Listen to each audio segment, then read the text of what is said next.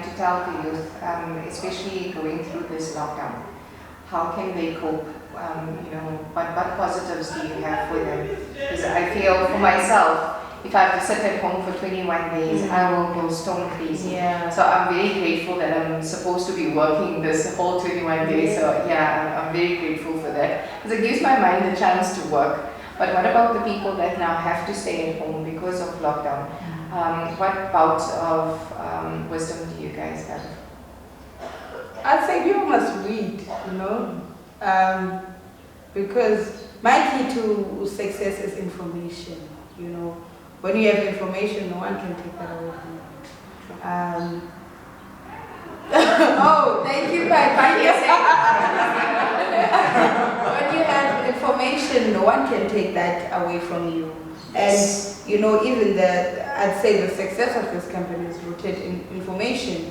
I always say, I used to be everywhere when we started out, because obviously, like, you want to be seen, you want networks, you want, and then I started, thinking about it.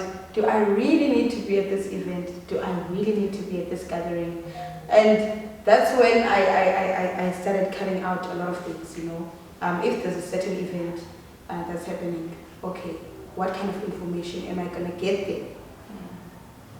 If it's not going to assist me in any way, then I don't see why I should be there. So the success of this company has been rooted in so much information.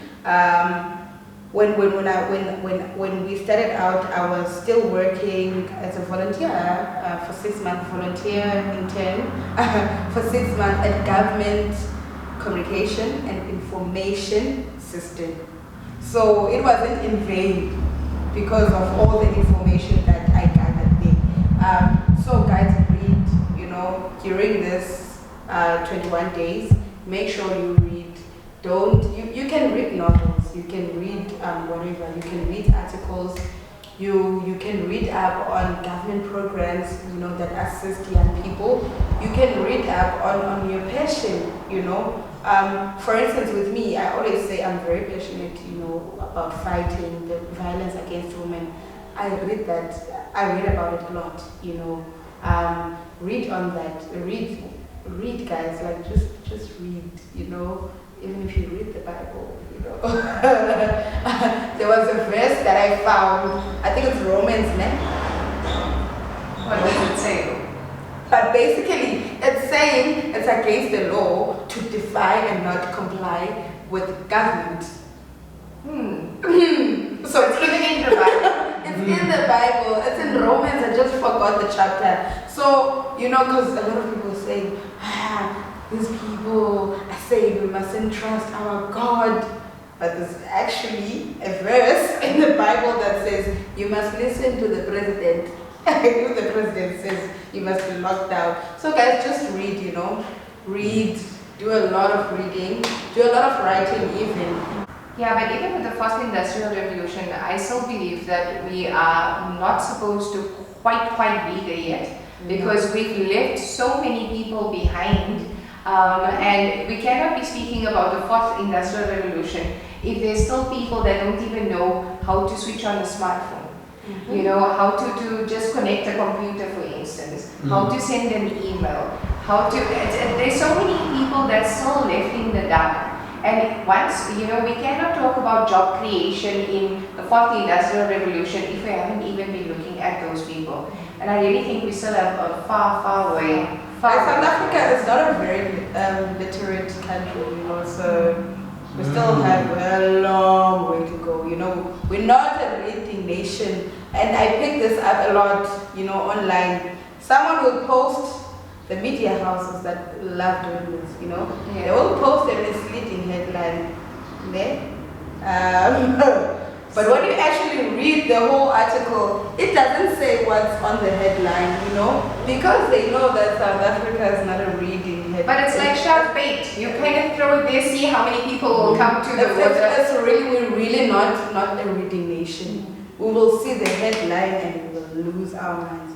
But if you actually read the whole article, you find that, hey, you know. Yes. I fell for this trap. Like I get a lot of people, especially now after the president has spoken, and even though you send them the whole speech, you know, they will come and say to you, don't you just want to read and give me the synopsis so that I know what's going on? But this is a thing that's affecting all of us.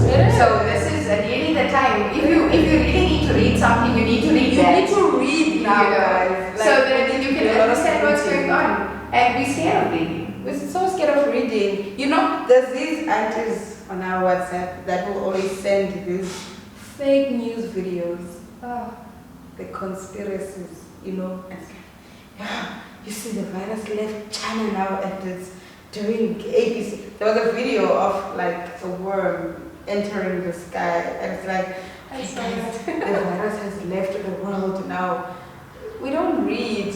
So, you know, we're so vulnerable to all this fake news. That we're actually thinking that this can. And I'm so glad that the South African government declared circulating fake news as a crime.